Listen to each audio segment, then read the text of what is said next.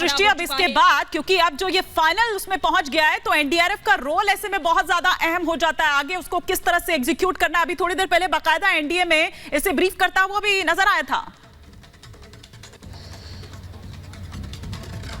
बिल्कुल इमानी, जैसा आपने कहा कि एनडीआरएफ की भूमिका बहुत अहम है, क्योंकि ये ऑपरेशन अब जॉइंट हो रहा है। एनडीआरएफ एसडीआरएफ दोनों की यहाँ साझा जो जिम्मेदारी है वो बनती हुई दिखाई देगी। आपको मैं वो जगह दिखाऊं जहां पर एनडीआरएफ के कुछ जवान आपको अभी भी नजर आएंगे। पिछले 12 दिन से मैं यहाँ मौजूद हूँ, 17 दिन से ये ऑपरेशन चल रहा है, और ये तस्वीर हमने रोजाना सुबह शाम दोपहर देखी है कि यहाँ पर मॉक ड्रिल की जाती थी। एनडीआरएफ और एसडीआरएफ की टीमें मिलकर ये मॉक ड्रिल करती थी। एनडीआरएफ के ट्विटर हैंडल पर आपने देखा था कि एक वीडियो जारी किया गया था जिसमें कैसे वो मॉक ड्रिल उन्होंने किया, कैसे वो निकालेंगे रस्सी और स्ट्रेचर के जरिए हमारे एनडीआरएफ के जवान अंदर जाएंगे और उसके बाद उन्हें निकालेंगे, वो देखा गया। और हिमानी, बहुत फूक फूक कर कदम इसलिए रखा गया, पहले दिन से कहा जा रहा है कि कोई भी बड़ी बाधा हो उसमें हमें जल्दबाजी नहीं करनी है, बड़ी दिक्कत है या छोटी, इस पूरे रेस्क्यू ऑपरेशन को वो बिगाड़ सकती है। इसीलिए जो भी दिक्कत है फूक फूक कर कदम रखा गया और उसे बखूबी हटाकर तब रेस्क्यू ऑपरेशन को आगे बढ़ाया गया। क्योंकि अगर चूंकि पहाड़ी इलाका है, पहाड़ के नीचे ये टनल है,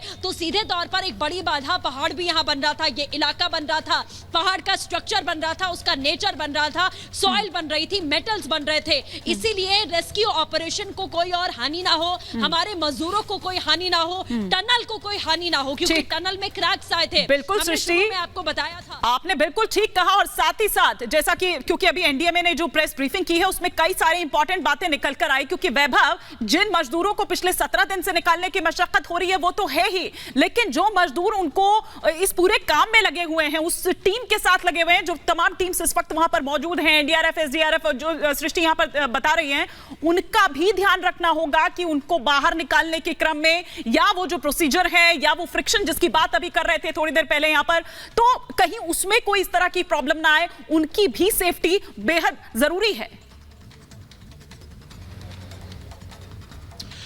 बिल्कुल हिमानी, और यही बड़ी वजह है कि हर एक कदम बहुत फूक फूक कर रखा जा रहा है। इस टनल के अंदर 41 श्रमिक भाई मौजूद हैं, लेकिन अगर बात पूरी मशीनरी की करें तो इस टनल के अंदर इस वक्त तकरीबन कुछ नहीं तो हिमानी 200 से 300 लोग इस टनल के अंदर मौजूद हैं, सभी टीमों को मिलाकर जो लगातार इस रेस्क्यू ऑपरेशन का अहम हिस्सा है।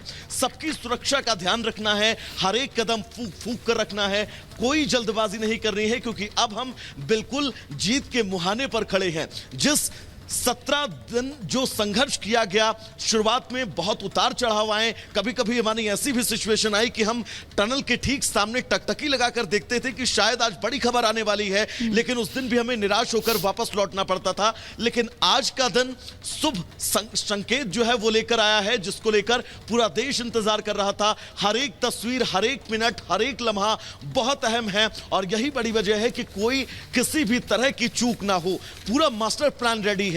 इन सभी श्रमिक भाइयों के इस टनल से रेस्क्यू किए जाने से लेकर इनके हॉस्पिटल इनको पहुंचाए जाने से लेकर मेडिकल ऑब्जर्वेशन के बाद कैसे इनको इनके जिले तक, इनके घर तक, इनके घर की दहलीज तक पहुंचाया जाए, ये पूरा मास्टर प्लान रेडी है। लेकिन इस मास्टर प्लान में कोई जल्दबाजी, बड़ी चूक हो सकती है। यही सबसे बड़ी वजह है कि टनल के अंदर जो पाइपलाइन डाली गई, उस पाइपलाइन के अंदर रेस्क्यू टीमें लगातार जो है वो ड्रिलिंग करती हुई भी नजर आई थी कि कैसे आपको इस सकरे हुए पाइप में, आप सोचिए 50 से 60 मीटर तक आपको जाना है, फिर वापस आना है। चुनौतीपूर्ण काम है, तो इस चुनौतीपूर्ण काम में हर एक कदम बहुत सोच समझ कर, हर एक कदम बहुत फूक फूक कर रखा जा रहा है, क्योंकि पिछले 17 दिनों में ऐसे कई इस दरमियान कई ऐसी बाधाएं आई जब ऐसा लगता कि बस अब, जैसा कि आपने भी कहा वैभव, कि बस अब मजदूर बाहर आ ही जाएंगे मजदूर भाई, लेकिन फिर कोई बाधा आ जाती थी, फिर उम्मीद टूट जाती थी। इस वक्त एक बड़ी खबर आ रही है, पहले मैं उसका रुख करती हूं। अब पश्चिम बंगाल सरकार ने अपनी टीम भेजी है, मजदूरों की मदद वो करेगी। बंगाल की टीम सुरंग में, बंगाल की ऐसे 8 राज्य, 8 प्रदेश, दरअसल फिर चाहे हम उत्तर प्रदेश की बात कर ले, बिहार की बात कर ले, झारखंड की बात कर ले, पश्चिम बंगाल की बात कर ले, तो वो तमाम मजदूर जो जिनके फंसे हुए हैं, तो पश्चिम बंगाल की ओर से दरअसल ये मदद इस वक्त भेजी गई है। एक क्विक रिएक्शन मैं सृष्टि से यहां पर लूंगी, फिर मैं अपने मेहमानों का भी एक एक रिएक्शन यहां पर ले लूंगी। सृष्टि, क्या वो टीम पहुंच चुकी है या अभी पहुंचनी है वो टीम? क्या आप देख रहे हैं, क्योंकि 8 ऐसे राज्य हैं जिनके मजदूर यहां पर फंसे हुए हैं। बिल्कुल हिमानी, देखिए जिन राज्यों की गिनती अभी आपने देखी कि चाहे उत्तर प्रदेश हो या उत्तराखंड के भी 2 मजदूर हैं, उड़ीसा के भी यहाँ पर मजदूर फंसे हुए हैं, झारखंड के मजदूर हैं, झारखंड सरकार के नोडल अधिकारी वो पहले दिन से यहाँ मौजूद है, और उत्तर प्रदेश के जो सरकारी अधिकारी हैं वो भी यहाँ पर मौजूद हैं। इसके साथ ही अगर झारखंड की बात करें तो वहाँ के जो श्रम मंत्री हैं वो भी कल यहाँ पर पहुंचे हुए थे, लेकिन पश्चिम बंगाल की ओर से अभी तक कोई यहाँ आया नहीं था। हालांकि जैसा आपने बताया कि जो मदद है वो यहाँ पर भेजी जा रही है, लेकिन अभी इस तरीके की कोई तस्वीर यहाँ पर देखने को नहीं मिली है। जल्द से जल्द वो यहाँ पर पहुंचेगी, क्योंकि हर राज्य अपने सीधे मजदूरों को देखने के लिए कोशिश जरूर करेगा। हर सरकारें यहाँ प्रयासरत हैं, जैसा उत्तर प्रदेश की सरकार लगातार कनेक्ट कर रही है। तो तस्वीरें हम आपको लगातार दिखा रहे हैं कि किस तरीके की स्थिति अभी यहाँ बनी हुई है। जैसा वैभव कह रहे थे कि हर बार ऐसा होता है कि टकटकी लगाए बैठे रहते हैं कि अब निकलने वाले हैं या कुछ क्षण बाद निकलने वाले हैं, लेकिन आज का दिन वो बेहद अहम है। भले ही थोड़ा विलंब हुआ है, थोड़ा समय लगा है, जैसा मैंने बताया कि हर परिस्थिति से निपटने के लिए